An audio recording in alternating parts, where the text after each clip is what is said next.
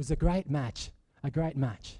Except that the player who was on court that evening, a player whom you might recognise, Roger Federer, he wasn't playing very well. In fact, he was losing the match. So as he's losing, what does he do? He looks up to where his mate, Pat Rafter, normally sits. And instead he sees a Vietnamese refugee. And I lean forward and I go, Roger, just hit the ball.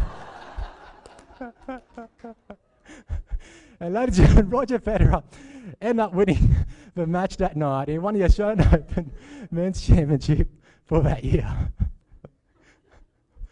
On another occasion, I found myself being brought to this school. It was a school that taught all the kids that had been kicked out of every other school. Before I walked into this classroom, they warned me, they said, Qua, the kids in this class, they're pretty rough. If they throw anything at you, just duck. I thought, goodness me. So I walk into this classroom, and in the front row were two girls holding lighters, trying to burn this desk down. And at the back was a boy, and would just tap his foot and would not look up the entire time. And I thought to myself, what am I going to say to these students? How am I going to try to connect to them? But when I started telling them stories about how it worked in Western Sydney of young people from different backgrounds, when they realised that I'd shared in a lot of experiences, but they'd also shared in, they realised that we were all on the same team. I managed to earn their trust and their respect. And then at that lesson, which lasts about half an hour or so, one of the boys puts up his hand, and so far, this boy hadn't said anything. He puts up his hand and he goes, when I grow up, I want to be just like Arnold Schwarzenegger. Have you ever met Arnold Schwarzenegger?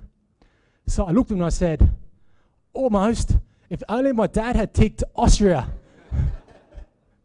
At the end of that lesson, they just said, Qua, can you share with us what are some of your thoughts on success in life?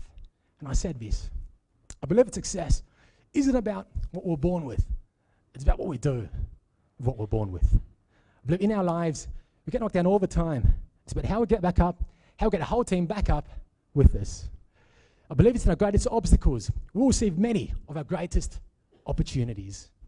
I believe we should focus on what we have rather than on what we're lacking.